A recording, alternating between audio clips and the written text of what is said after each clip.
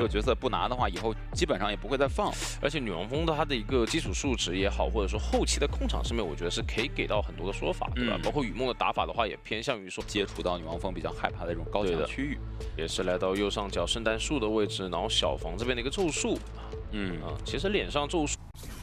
好，来看一下开局的一个起追目标，果然也找咒术，但是整体的天赋的话，其实我们开局就看到了嘛，是带了一个双弹加飞轮的一个天赋，所以对于小天来说，前期的牵制还是比较稳定。是的，而且这张地图其实并没有说像永眠镇啊这种低矮建筑物比较多的一个情况，像这种高墙的话，比较限制到女王蜂的一个前期追击。对啊，不过辅助的一手窥视者还是可以将求生者斩绕到的。对的。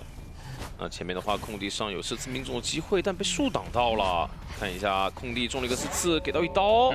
一次一刀，拿的还是挺快的这个伤害。没错，但是斩出了自己的一个3层喉。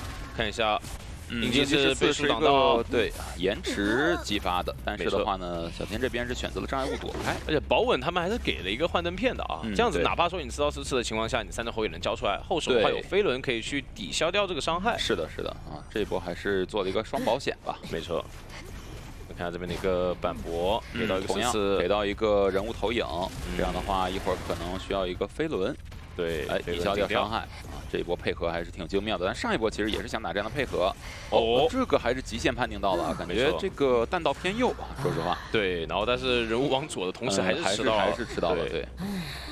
好，那无论如何的话，这个牵制其实也算是还可以。然后的话，自己也攒了3层喉，留着2次或者3次牵制使用。没错，看一下帅帅这一波救援啊，顶着通缉过来提前摇表。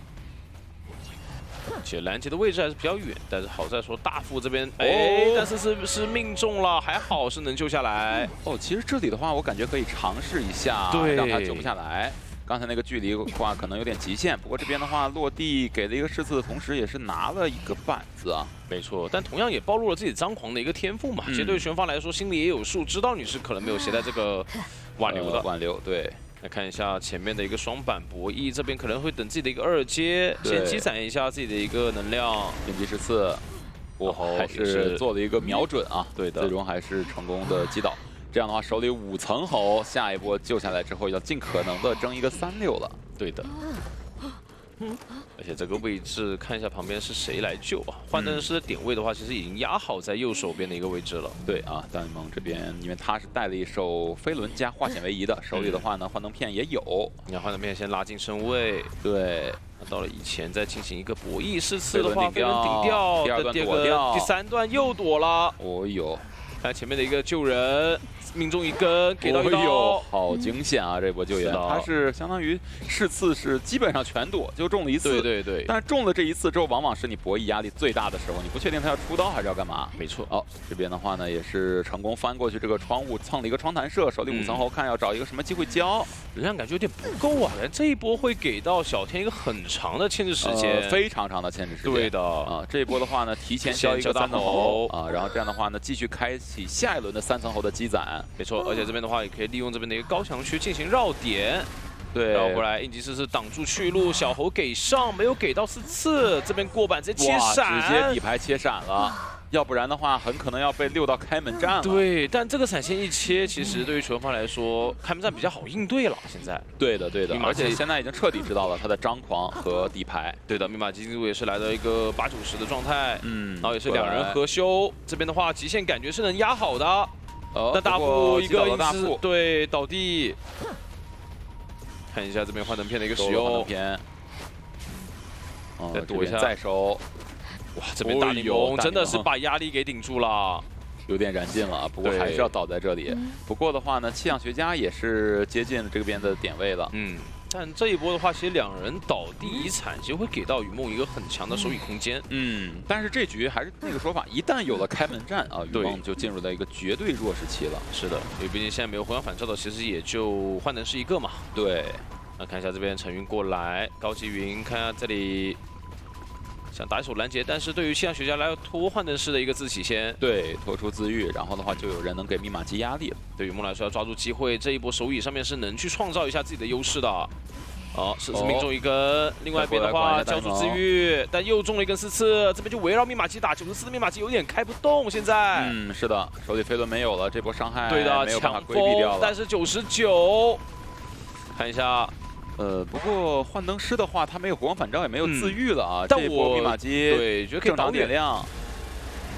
然后找来大副，大副这边有个怀表，也是为了就开门战可以争取一下。过来的话，大副摇表，然后气象学家的话呢，手里也有道具，两段表都摇到啊。这边大副两个人好像谁也击倒不了，暂时是。但我觉得雨梦他这把是有争多抓的一个机会的，他围绕着大门圣诞树去打就行了。对，这地上还躺着一个呢。对的，因为他现在锁定的是大副的一个位置，然后并且知道这边气象学家是点门的，然后再锁一下气象，这边3叶半状态了。大副要顶过去给门压力，但是雨梦选择回头挂人。对，因为手里的话，这边有一个暖雨，你要不挂的话，一会儿就真起来了。对的，把他牵走暖雨。2阶还没有好 ，CD 是有一点长。是的，再过来看有没有人压在这边，没有的话过来管一下门。3叶手里已经没有道具了。大副得过去摸人了。对，不过这边的话呢是一个张狂线的啊，所以说起的会比较慢一些。已经摸到了，这边博弈没有博弈好，还是倒在了门口啊。没错，那这个人的话，我感觉可以先去挂一波。对，可以先挂，然后大概知道2个人的位置。但是没有挽留的话，确实对雨梦来说，这一波开门战很难争取到4抓的一个局面。但是求生方这边大联盟是选择反绕回来，并没有去压这边月亮门的一个位置。对的，他们是想双平局去打。对啊，他们要是想这个有风险一个的话，那就1个人卡就可以，这个风险就好了，很大。对。而且雨梦的话，他能意识到2个人在卡，而且大副没有道具啊。这边追大副的话，只要把你这边幻灯师的位置逼远就行了。没错，大副也是要往脸上靠。在大联盟这边是往椅子在走，能救到吗？这个距离感觉可以提前拦截到。手上是有飞轮的赶路啊，但是这边没有自愈的幻灯师再次被击倒了。对的，现在拉扯就变得更难了，而且现在手里有闪现了，如果一旦近身的话，可能溜不动了。这边闪现过来，直接跟上距离，给到一刀击倒。另外一边大副还没有贴到门口，现在就比较尴尬了。对，现在可以挂气象学家，然后不管幻灯师，直接热杀风球去找大副。没错，大副这边点门，但是现在手里能量还是挺充足的。其实现在就要赛跑了，直接2阶落地。大副这边不敢点了，但是你不敢点的话呢，队友也没有自愈。同时的话呢，椅子上还有一个。雨梦这边怀疑有人回来偷。但是实际上没有，那这样大副看能不能抓住这个机会回去再点点门什么的，感觉是能点开了。这样子，因为他椅子前可以爆点，对吧？我知道你雨梦回来之后2阶交了，你这10几秒的真空期刚好是给门到一个没错，而且他手里没有能量了，对啊，也没有可以吸能量的人了，没错。那这样的话是能走一个，哇，这一局的话还是整体来说挺跌宕起伏的，主要太敢拼了，对，导致雨梦这边回防的原因也在于说你们太敢拼了，对。如果说这边的人给救下，因为这个门的进度是前面强行点过的，对，就是说是比较多的一个情况，有可能会导致一个平局的发生，所以说雨梦这边也是不太敢冒险。这边有一个地窖啊，那看一下幻灯师应该是往地下室签了啊，那这样大副直接走了。大副还想着万一你再过来，然后一会儿大柠檬爬到地窖了啊，还能保平。那这样的话呢，第一局橙子记这个选择嘛，留女王蜂嘛，对，女王蜂抬摇手，然后歌剧去摇摆一下后面的地图，因为你地图的话，其实第2局的地图是成都狼队的一个选取，对，所以说我觉得博奖其实还是目前版本比较强势，那肯定，不管是你像上一把的一个对局的情况下，换成博奖的话，其实开门战。好，来看一下起追的一个目标，直接往中场去驱赶一下，不过这个驱赶应该就要准备真追了吧？因为首先他兴奋嘛，兴奋如果这个点不去利用到古董上身上的话，会有点难受。哎，这里反手去找枯草，其实同样兴奋也能去，但对于全方来说，我可以选择用陈云啊。对，掉头回来。这边脚印藏得非常好，其实对于崇爱来说，前期是有点丢失掉求生方的一个视野的，积攒愿力。对，然后反绕回来，同样这边枯草，求生这边漏视野了啊。因为毕竟是一个大建筑物嘛，同样视野是不太开阔的。这边看一下自己的一个强风怎么交。哦，钻过来看这刀有吗？哎呀，刀气还是差一些啊。那这边第2刀应该是可以给到了。哎，出的有点急。对的，给到一刀。对，博小阳的话，他的其实爆发力也很强，取决于你这个愿力的数量。这边毕竟上到2楼的一个位置啊，其实对于宠爱来说不好交这个围龙了。对，但是手里兴奋已经好了，可以抵消一次强风。是，不过这次他拿的是云啊，对的一个落地下来。但宠爱这边的话，其实高低差也并不能限制到博奖的一个发挥。飞轮先交赶住，但还是要倒地，挺极限的啊这一刀。对啊，感觉围龙也是快消失了，而且这边还有一个地下室啊。啊，这个地下室其实还没有逼出来技能，是的，很大。那看一下是往里挂，而且毕竟技能没交，其实对于玄方来说很多未知数，对吧？木偶师这边是准备接近过来执行救援，是让木偶师依旧，其实这个风险还挺大的，因为前面的话要逼很多路易的一个使用，对，第二个阅历非常之多啊。对的，因为地下室的话，其实靠近椅子，直接选择给一刀。对他应该是知道18不会再变啊，对的，不会再变，因为越变的话，其实自己心里越慌。没错。那看一下围龙先招住，给到一刀。是的，看到枯草的一个大概位置，还要回去摊木偶吗？应该不摊，应该不摊。对，走了。但是这一波其实相当于是个秒就已经挺赚的了。对的，而且对玄方来说，你第2台密码机起的会比较慢一些，对吧？而且木偶师这个状态掉的也是非常多的，这都是一些连锁反应。看倒地下室，对吧？包括没有 B 技能，是的。后面的话，你必然要面临一些额外的风险。也是往大房这边选择去挂。挂回来啊，木偶师那边也修的不太踏实啊。不过大副这边给了挺大的救人压力，真的是谁来救就能通缉到谁啊！这一波，没错。那第2段表不是给摇到，只要你去卡曲线，第2段摇掉，看一下宠爱的一个选择。对，11这边不想被逼救啊，很聪明的一个选择，是在板区，而不是在第3段再摇出来。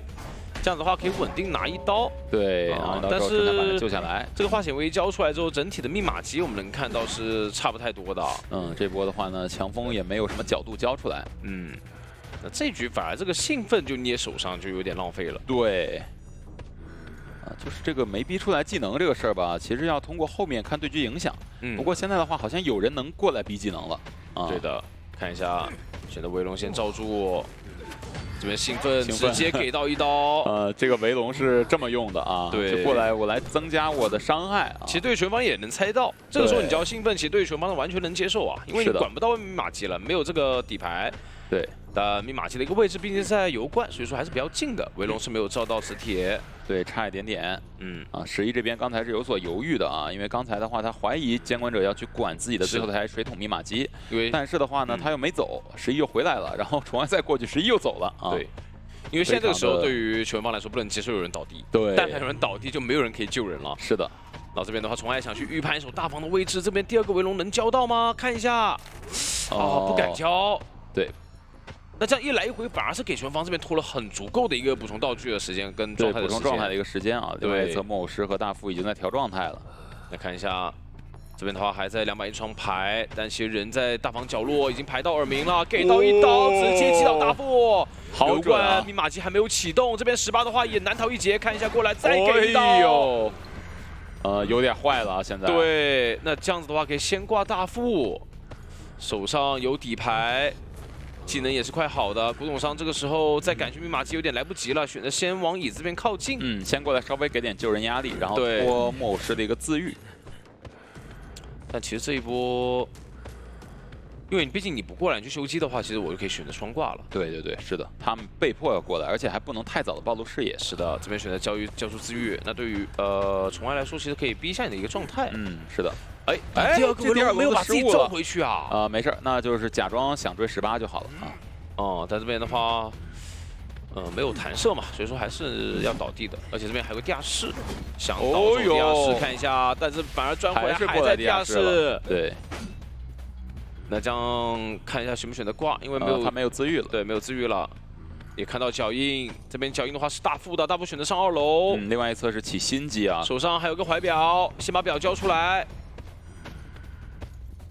另外一侧在起心机，宠爱的话呢也是过来看一下这波怎么处理啊，因为另外一侧的心机他应该已经知道在起了，没错。这边想夺表之后再上来吗？围龙是把大副给照到了，转过来直接给一刀，这个笼子好有想法呀！对的，这笼子相当于它是一个3层笼，就从1楼能上到3楼，感觉。对，那这样子的话，把大副挂上新开的那一台反而不够，为什么要新开这一局感觉？但是你不新开吧，其实对于宠爱来说，他也能去控制那半场，大家都在一起啊，也是控制那半场，是还是没办法。对，那选择过来再去挂一下18吗？先走到点上，因为另外一侧一直在修啊，宠爱也看到了。那现在不修的话，其实可以把人放下，没有选择，还是往那边牵。他要确定有耳鸣的情况下，就就把人放下了。手上的新闻没有切，那词典这个时候哪怕有机关枪也很难去操作。没错。看一下围龙交出来，先把位置拦住。对于刺铁来说，他必须3个围龙无伤，然后给到一刀去破译密码机。是的，才可能。这波是举着手积攒愿力会更快一点吗？还是等一下，围龙过来。单板博弈，双方的一个现在就是单挑纯享局了啊。对的，就走位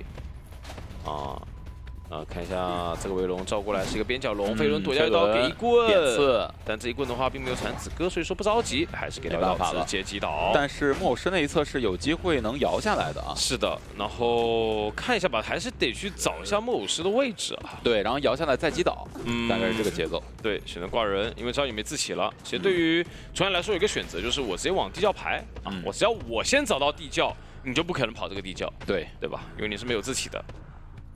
好的，那找到地窖了，但是的话呢，木偶师离地窖还是超级远的，就我只要确定地窖就行了，我地窖口旁边站着就行了。对，因为是18是当面交自起的嘛。对，他最终还是要往地窖方向爬的，感觉18也在自己排地窖吧。但是看到了，这离椅子会不会太近了呀？那直接挂上，那也是最终拿下4抓。其实这一局宠爱真的是精准排人啊！任务就这样，没有什么花里胡哨的，我就追，只要我的追击速度足够快，我的1追2追速度足够快，续节奏足够快，但就不需要控场。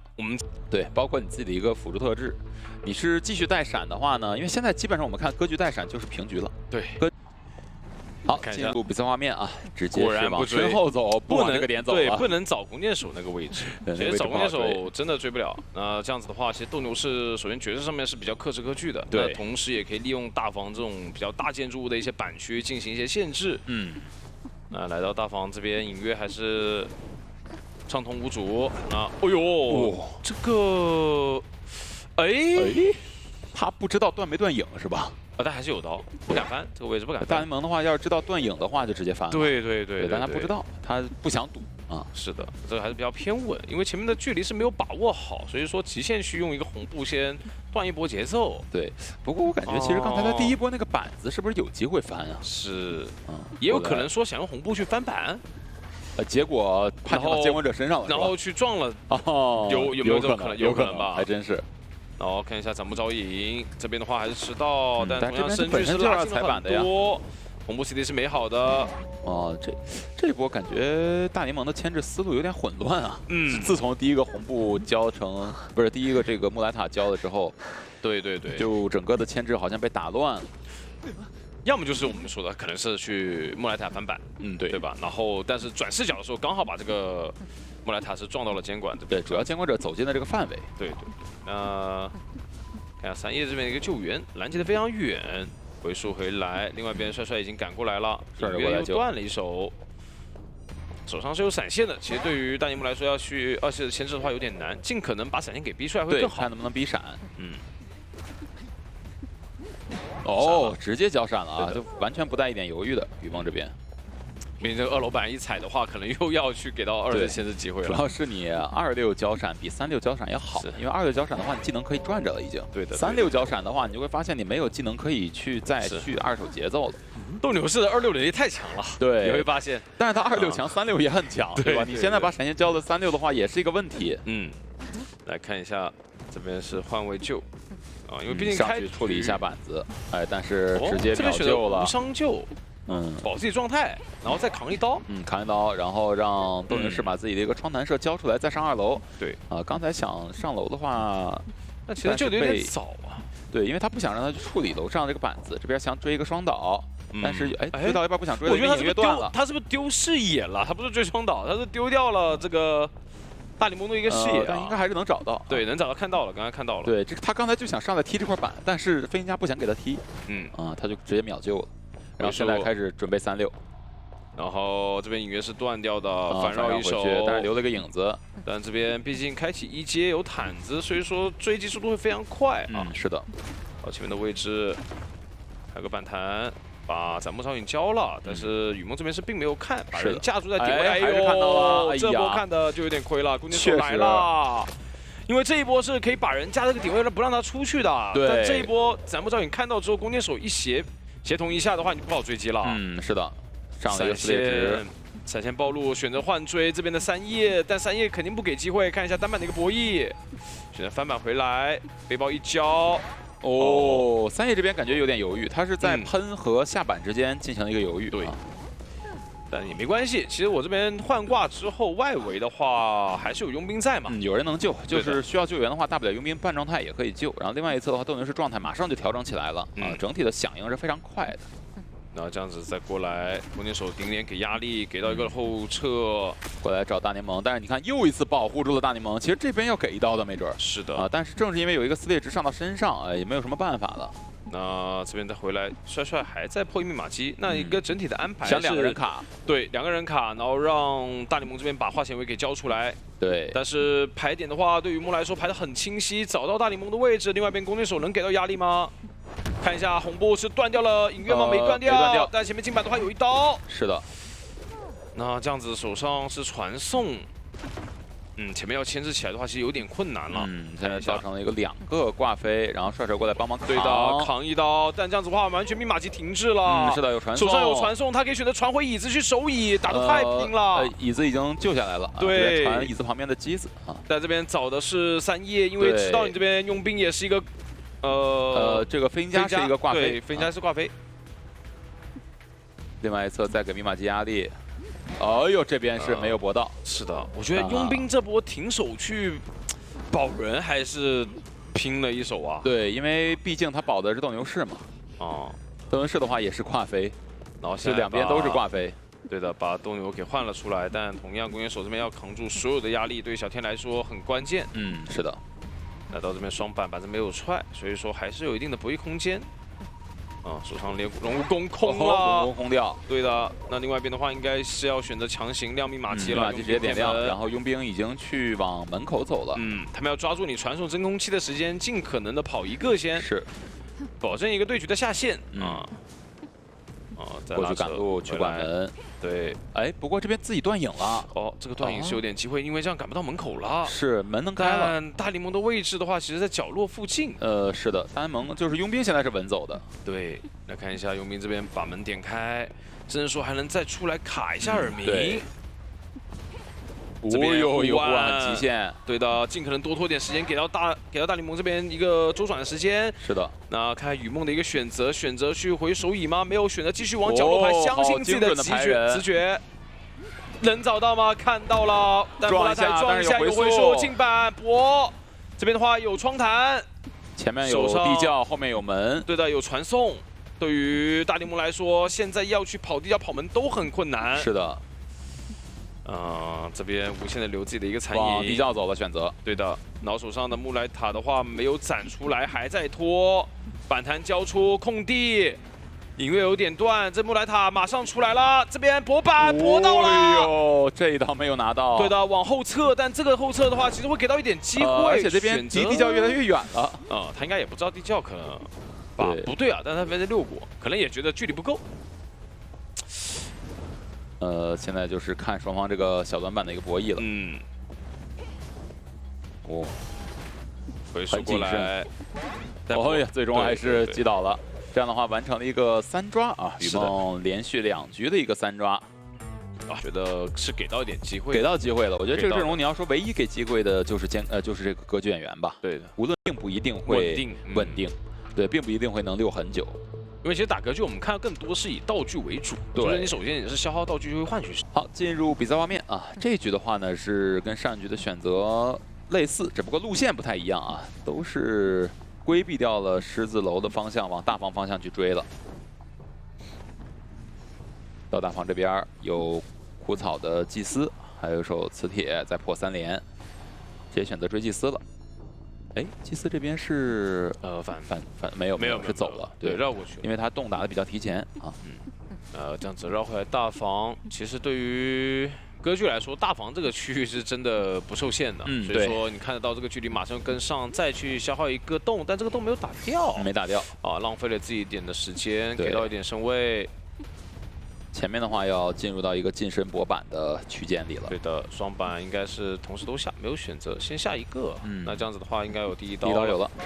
好，不过这边是以断影月的代价拿到了一刀啊，卡一下脚。对。那这样子距离再拉开，感觉第3个洞是能续出来的。这边板弹先交，然后看一下这边交洞一个点位。前面不交的话，可能要往高墙去交吗？钻洞过来，但前面的距离上楼有点难啊，感觉这个位置能上到吗？博板博到了闪现。是这个板子没博到的话能省闪，对的，博到的话就逼闪现了。这样的话节奏就比较趋向于平淡啊。265和36作为祭司来说，应该是没有什么操作空间的啊，就看勘探员到后面能不能给一些上限出来，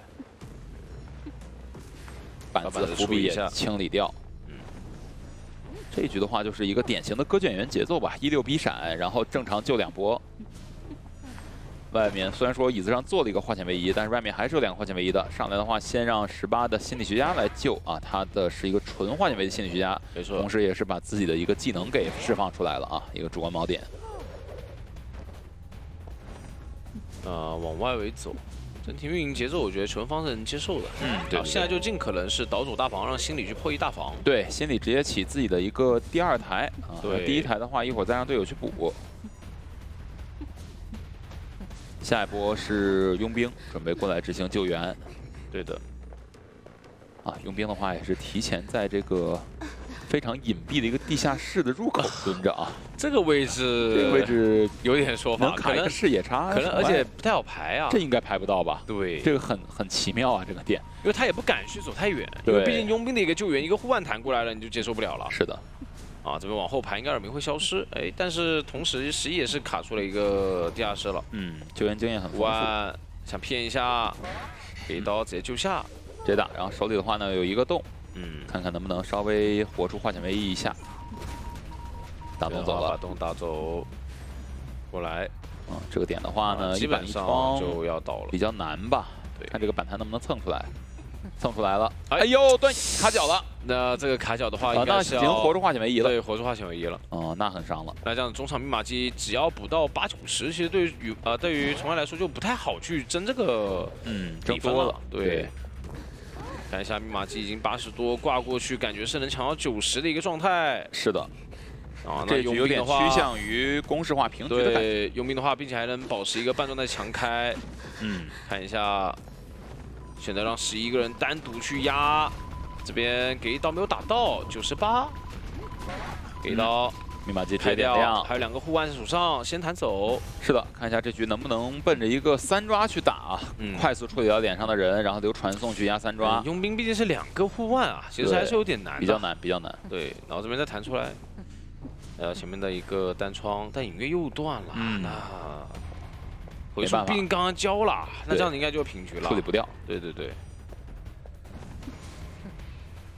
看一下11这边单板还在搏，那双没有道具，队友也是拖够了时间啊，两边门都点开了。这样的话呢，橙子记第2局是在对方选图的情况之下还了一个5比3。对的，双方是大比分1比1战平了。是的，那这样子，觉得无论是从1楼上到1.5楼，或者说1.5到2楼的任何角度都可以被罩到这个笼子里。还是非常的精妙的，对，主动保护起来，然后左右两边的话，心理跟守木，然后以及双席的古董伤，是的。好，来看一下，就那个起局目标还是找心理，就我们刚才说的，其实追击的一个这边维龙直接交，很果断给到一刀，这就没办法，这一刀是。规避不了的，就你开局不攒自己的一个愿力，那没办法。对，我的转点路上我是一定要给你一刀，而且在我的应激条没有触发之前，我也没有位移技能。是的，所以心理学家就是现在的话才正式进入到一个单挑环节啊。来看一下第2个尾龙，希望先把这边的一个板区给处理一下。是的，捏着自己的一个技能，看一下怎么释放。对，但这边的话毕竟是地图边缘，还是有一个。边角龙的形成，是的，拆龙给到一刀，往前走，是一刀，前面的话愿力稍微有点跟不上。而且这边毕竟技能不好释放啊，就是你这个主锚定，看一下这边选择交出来，但是从来这边雨梦这边也是反绕一手，还是给到了这一刀。心理学家也是没招了，说实话。对，刚刚那个主观锚点已经放到笼子外去了，但是你自己又出不去，你只能循环在这个笼子里。对。心理学家这个角色，他就是可能说面对这种平地监管会更好一些，但是你像跛脚这种的话，范围性的还是比较难牵制啊。其实我感觉现在心理学家自从改动之后，大家可能有一个误区，就是我在牵制跛脚羊的时候，我一定要把我的技能交了吗？你像原来心理学家在牵制跛脚羊的时候，不也是玩板吗？也没有位移技能，对不对？他现在的话就是放弃了玩板，而主动选择了用自己的一个所谓的位移技能去跟笼子进行博弈。是的，这边是1/4状态，就消耗1/4状态把人救了，还是挺秀的。是的，但这边没有选择倒出去的话，应该也是有安排说就倒在这里算了。对，还是倒这边算了。对于梦来说，也可以去攒一下自己的一个愿力。对，看这波有没有机会活出化险为夷之外呢？但是要倒了。给了一个帮忙一下。对，机关枪再帮一下，提前进入一个 OB 环节。是吧？我不一定要等你倒地才能 OB， 对，是吧？那我现在也可以进入 OB。活板，咱们这边还是挺好的一个博弈啊。没错，牵制跛脚羊还是要跟他玩板子。雨梦这边的话有点太过于稳了，我感觉可以去释放自己的围龙啊。是的。把围龙交出来，给到古董商一刀先。大联盟的话呢，继续在这个小板子这儿进行博弈。对，小天呢继续帮忙，站回来，给他一刀击倒了。但这个倒地的位置的话，对于小天来说有点难受啊。而且围龙一照的话，也没什么太多超空间。对，那就不往海边挂了。那小天这一波保人还是发挥了挺关键的一个作用。对。这样的话呢，也可以去接手队友在海景房的遗产机。是让守墓人过来，但同样被通缉到了，会有点难受。是的，同时的话呢，三叶也往海边的方向走一走。他是想救下来之后保一下队友吗？还是直接去？应该是去换另外调状态了吧？把古董商状态调起来想。这边给到铲子半刀，但是不着急救。对的。还是能保不伤，就看一下这边选择帮忙守墓人扛，但没扛到。对，其实这个应该感觉是心里想帮守墓扛，因为如果我心里的话，心里他是溜不动的，他肯定是溜不动的。所以说守墓人要是能少吃一刀的话，求生者这边肯定是更赚的。对的，如果扛这一刀，然后我去倒到海边，然后小田这边还能进行一波 OB。那这刀给的有点早，但对于雨木来说的话，也是把自己的一个愿力值消耗的比较多。是的，在这个角落的话呢，小田可以继续给一些压迫。对的。现在就不太好处理古董商了，看一下围龙怎么去释放。先选择解决古董商2棍。这个点的话，我觉得直接点刺就行了吧，也不用扫或者抡啊，直接点刺就好了，然后再去找笼子的边缘去穿梭了。就是感觉有点着急了，就打左边，发现没到禁碍物，然后就打右边，也还没到，那再点一下就没点到了。他是可能想来一个抡式加点刺的连击，把它打到这个船脚的那个位置吧。那这样子的话，续上2手节奏了。其实这一波对于雨墨来说有一个很多的多抓面啊。没错。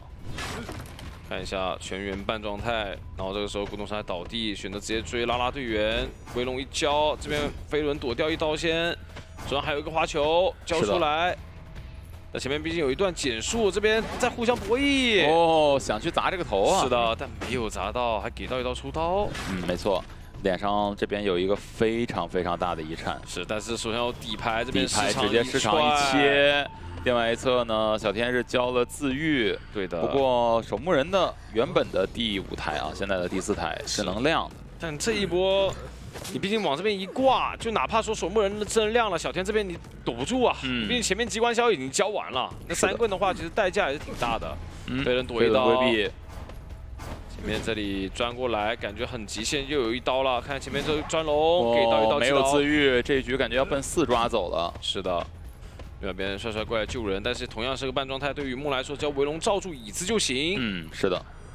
看一下，先把人能让他救下来。对，然后有一个小加速啊。对，还有一点机会。过来压迫下拉队员，跃龙过来。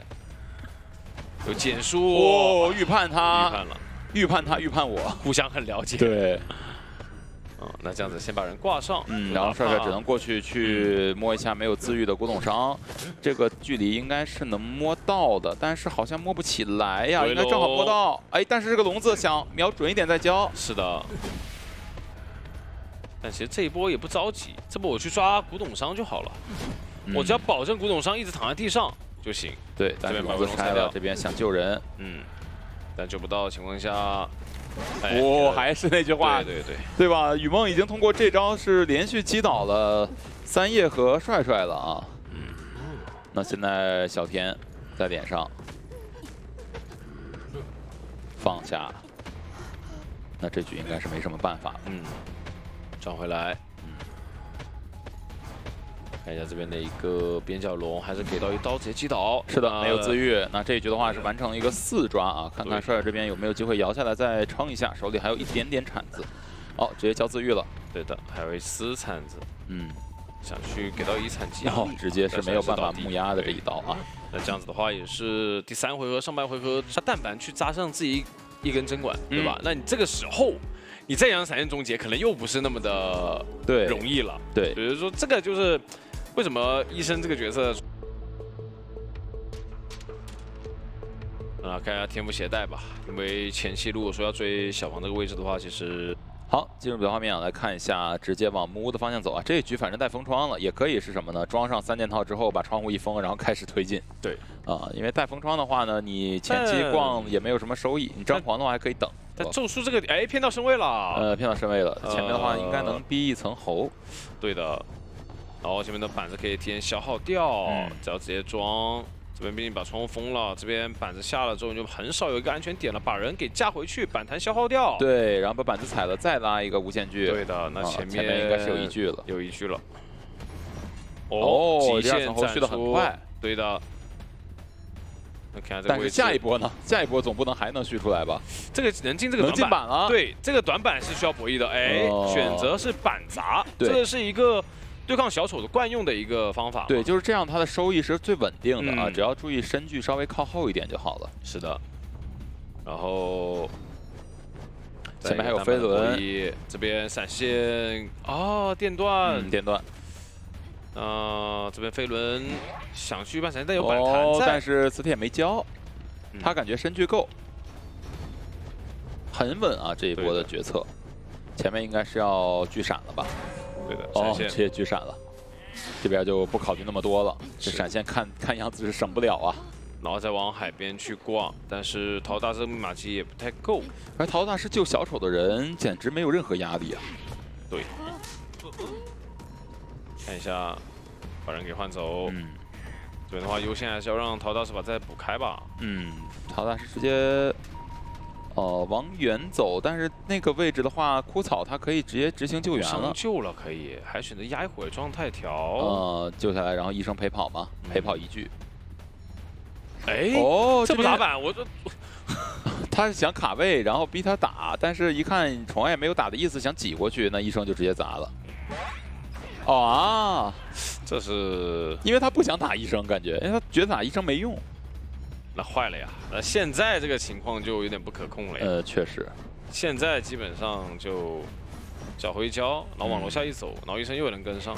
是的，落一刀没打到，这边飞轮赶路先抢窗，然后医生这边可以卡一个卡住门。对，短门。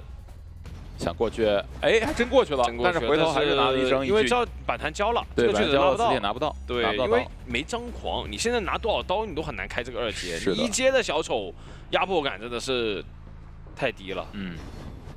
拿一个无限区，又给医生一刀，那只能去抓医生了。我觉得这个时候不能再换了，只能硬抓医生。但是现在如果说击倒医生的话，其实就来到了一个3台半密码机手挂的一个问题。医生在2楼，然后玩一个长窗，超级长窗那直接走了。那周叔这边的话，周叔还有一层喉在电断，哇，这个太痛苦了，太痛苦了，完全抓不到。再电断，那现在一来一回，医生又可以过来了。对，枯草那边又是成为一个又到了1秒钟，刚好这样子的话，博板。不过这个针对刀打到了。对的。然后拉开距离，那我们马吉的话只有一个30%，而且外围是有飞行家、有陶德大师都带了化险为夷。陶德大师还可以把椅子挪走，不要干扰到18的最后一台。现在手上是有底牌的，对于虫爱来说，这局毕竟没有带挽留嘛。是的。 感觉怎么样都很难打。现在把人换走，你踹失常也没用。你失常了，其实我觉得也还更大风险。就现在感觉失不失常都差不多，因为开门战没挽留，而这局看起来是必有开门战。哇，还是失常，下面进一手，给到一生一刀，另外一侧把人无伤救下来，同时还可以保人，一生倒在这里。但是把换位给消耗掉了。对，最后的话呢，它是一个。 不是一个3连击，因为它木屋和台景房有，但是最远的一端那个密码机是在大船，他得骗外围的陶大师过来修。对，但一会儿医生起来了，陶大师能双人合修啊。骗飞行家过来修才行。而且这一具是大概率要被陶大师挡掉的。还要找吗？你看挡掉这一具，然后继续来保一下磁铁，然后另外一侧医生被摸起来，然后和飞行家一起去修密码机。我觉得可以一起来保也行。 但是宙斯这边也有一层喉，对就看他自己牵制吧，2个人合修会更快。然后扛一具，帮忙扛一具，然后10秒的 CD， 另外一侧2人合修，对的。有点已经难以招架了，这局感觉求生方开门战之前不出问题的情况下，应该是有机会，应该会是一个伪4人开门战。你看这时候就直接选择亮了。 对吧？然后你是没有挽留的，因为封窗和底牌都已经是亮过了。对。然后现在你想这个状态的话，然后咒术跟医生调一个状态，对吧？飞行家被通缉，但是可以给你露视野去点小门。你要抓我吗？不抓的，你只能去找咒术跟医生。对，但他这个时候他们就可以形成一个很好的循环。对，他就是一个互保了。是的一咒体系现在是配合起来了。对的，来到小房的位置，小门的话也点到40多。对于虫来说，想去争取一下找咒术，但咒术这边也有侯，也有飞轮。再过去找一下医生。回头找医生。那咒术的话，其实要起一个双卡的作用啊，他得回头啊。 但一来一回，感觉这个淘汰进度条有点招架不住了。对，但是咒术师的话呢，也可以再反过来保一下医生。医生庄严老友加一个窗男射，直接往小门冲，好像有点拦不住。还有一个扎针，再提一波加速，然后这边的话去拦截一下巨子。把状态直接调好了，直接调成3/4状态，一局打不了了，一局打不了，现在可以互扛。是的，这样的话还了一个3跑出来。 哇，那这样的话，陈东基在第3局是拿到了一个8比1的巨大领先，很关键了。而且求生方能否去把自己的上限打出来？因为我觉得前几局真的很想去打上限，但是可惜就一直没发挥出来。但是园丁的话呢，因为是有一波调整的嘛，所以他的这个盾的话呢，也并不是太怕你前期去追击他。进入个刀方面，直接是往中场的方向走一走啊。3叶的话呢，是选择往墓地方向走了。对。 7个藤蔓，中场这边看看视野，但是没有人给视野。红毯方向呢是帅帅的陶德大师，感觉是有点想去找陶大师的节奏。想找陶德大师，但是陶德大师的话呢，相当于他会固定废你一个藤蔓啊，缠到了也没有用啊。藤蔓看要不要选择交，是赶一下过来去找小木偶师了，找木偶师了，而且还是把这边的一个迷烟炉给消耗掉，而且木偶师也还是吃到了，还好失去掉了，失去掉了，对。 那看一下前面，把门一开，开门没有办法卡这块板。对的，前面路易要结束，这边再消耗一段路易。来到前面短板，再还可以开门。对，就一直来回消耗，一直跟着，一直消耗路易再交一段。但这波失去到的话，有一段加速，是，但也把技能消耗的比较干净吧，就把尽管这边的技能回头了，但是这个缠到有点早啊，能吗？来不及翻。是的。 那这波击倒节奏还是非常快的啊，感觉。然后闪现没交，1分12秒击倒木偶师。木偶师的话，相当于这个路易是自己给自己，不过他最后有一个震慑，还是让帮助监控者开到1阶是吧？要不然都1阶都开不了。对。然后把人给换到红毯。这边的话，迷烟炉前面交过一个，再交一个的话就没有道具了。对。看一下这边的一个，先封锁一下密码机，博弈了。 起一个中间之托，对，然后陶大师救援还是挺稳定的，对，所以说他可以能稳救下来的嘛，把他进度条给尽量的卡的比较满一点。对，过来，这边是提前吃到了控制啊，对，所以解控。这边看能不能多拿一刀呢？哦，好像缠到了。隔板的一个缠绕，但这样子的话也多消耗了一格技能吧？是的，然后再过去找一下小田。啊，这样就是一个半状态，正常就把人救下来了。是，这样只要正常能找到的话，应该是没有什么问题的。方向它应该已经是确定，对，就大概率是往这边走，因为当时耳鸣是没消失嘛。对，找到了，找到一板一窗那个位置啊。那他现在就是往这边靠的话呢，感觉未来有可能要跟三叶打一波配合，对吧？不过下一波没有化险为夷了呀。这个位置椅子有点近啊。对他刚才我觉得是想往小门方向去走一走嘛，对吧？小门是可以玩这个体系的，但是现在的话呢，就比较难了，也没化险为夷了。你救下来之后，你还得自己想办法溜一下，换过去。哎，没有选择换，那就直接贴点救。等完躲掉，看三叶这边的一个救援，给到一刀直接救。猛士往脸上走，还是想往小门冲，但这个对距离感觉还是有点有限呐。是，位置等你路易结束。前面的话，路易结束了，开个门，短板博弈。接到，那这个地方就没有办法玩任何的椅子体系了。那这一局的话，有梦想先去把椅子给扶起来，扶起来，然后锁。对，然后三叶这边还是想持续去干扰一下。是的，这个点的话，墓地也可以挂呀，感觉。对啊，椅子锁住，然后这边中间之托挂人。往墓地方向走，对啊，我就不挂那边了呗。对啊，知道你要拆野，我就不挂了。假装布置那个椅子，实则不然啊！我这边直接是挂墓地的椅子。对的，扶起来，对，扶起来。哎，但是之后大柠檬来了，哎呦，直接兴奋了。确实，也是非常的求稳啊。因为这个时候对雨梦来说，他保平，他的思路就是怎么去稳。对。但是求生方的话，肯定要争上线的。对对对。那现在一来一回的话，这个兴奋交了，其实对求生方来说也不亏。没错。首先，我这一局平面还是有很大的。看一下三叶这边的一个牵制了，同样过来没有缠到，重音之托，再开门过来等盾，但这个盾能等好，就要单板的一个博弈了。碎石预判了一个碎石，那边马吉外围是拖挺够的，首先还有飞轮，看这个飞轮是选择省一手，对，那应该开门战还有想去争取的一个说法，碎石飞轮躲掉，前面的话。接到，那密码机还差一些啊。对。场上现在的话有个问题就在于说，陶大师跟开探员都没有回光返照。然后就看一下雨梦会不会去观察到这一点啊。对。哦，直接过来接了个头，接了个板子，那抢无上救，很舒服了。啊，找勘探，知道勘探没有回光返照，那选择给一刀，这边两边拉开了之后再选择开，应该。是的，也可能是，如果你继续追三叶的话呢，那就等倒地开也可以。没有找到，看到了。这边的话应该想要去碎石压起身。但是倒地的方向两边拉得很开嘛，一个往大门跑，一个在小门牵制，然后地窖的位置在墓地。三叶这边的话要牵制到墓地的方向，其实有点吃力啊。是。这边碎石压迫一手给到了伤害，再绕回来这个短窗。没什么作用，但手上已经切过兴奋了，应该是能够稳平的，对，就稳平了。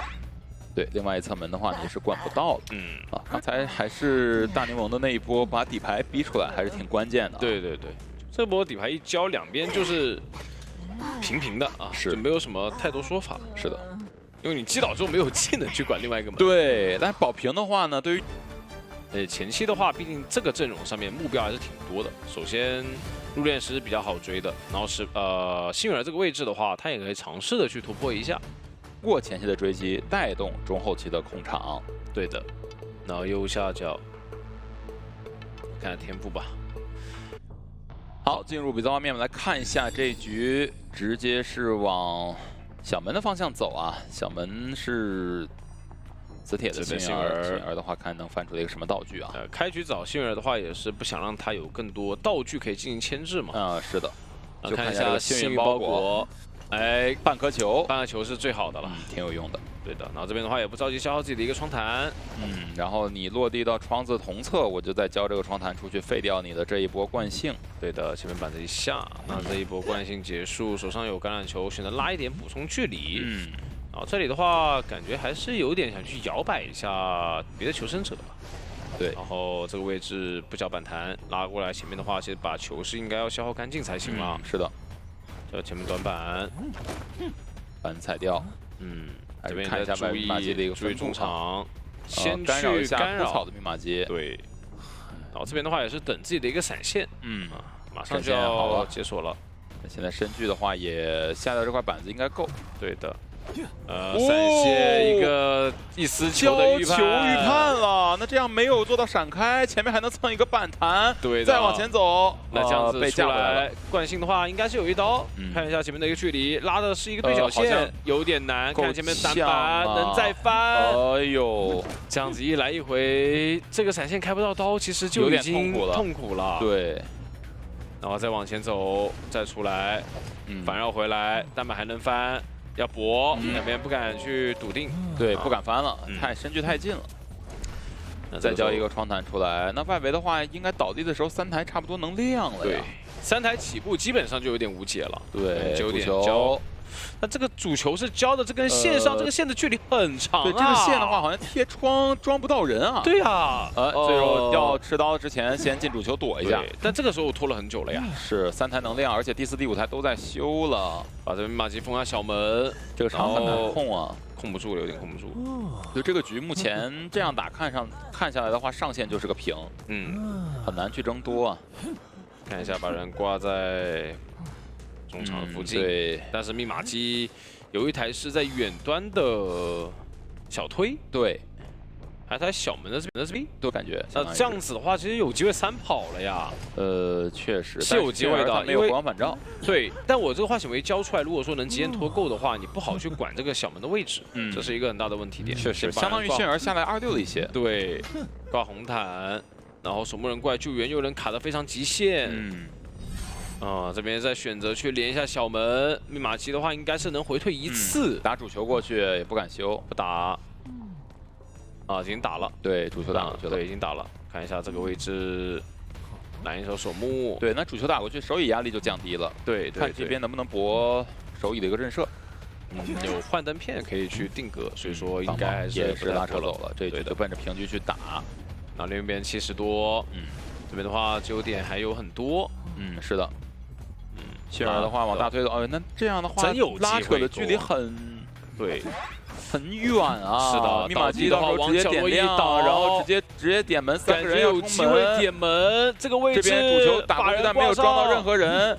另外一侧门能点到吗？刚点到了，挂上之后很难再去管了。对，机油点是够的，但是这个距离太远了。门的话进度来到了50，还有一个静物投影的一个加速。这边虫海赶紧进球进入轨道，能来得及吗？这个距离好像 CD 还没有不太够了。3个人准备再往前走，再开通一个轨道，直接冲门了，直接出门。那这样的话也是要恭喜成都机器拿下了本场比赛的胜利，也是拿到了最后一场最后一个通往季后赛的门票。没错，最终锁定的是小组的第6名出现。是的，是的。好，那今天的话，成都机器是让1追3，最终是拿到了季后赛的最后一张门票啊，以第6名的成绩进入到季后赛当中。那第1轮的话，应该是要面对了老对手，也就是昨天通过附加赛出现的 MRC 战队。对的。好，来看一下目前的附加赛进行图，最终是胜者组就首轮出现是 MRC 锁定第5，那第2轮出现成都机器锁定第6，也是一个最终2支队伍还是会在这个还是会相遇，季后赛第1天还是要再打一下的啊。对，这个还是比较期待吧，我觉得也算是。对于成都机器来说多一次机会，是吧？对于他们来说也是挺不容易的。对于 MRC 来说的话，毕竟有一战的一个经验在了。是来看一下我们季后赛的晋级图啊。那8月20号，也就是季后赛的第1天，第1场是 MRC 和成都机器的一个败者组第1轮。那第2场的话呢，是由 JR 对阵 ACT， 第3场是 FPX 朱雀对阵北京 WPG。然后赛程其实可以参照我们以前嘛。然后21号有这个2场的对决，22号有2场的对决，到了23号啊，我们只有1场总决赛啊。是的。对于胜者组来说，他们可以有一个赢了1场之后，再赢1场就可以进入到这个冠亚之争嘛。没错啊，就是机会更多一些。但对于败者组的，我们都知道，可能他毕竟就是容错，不能输，容错太一直赢才行。是的，是的。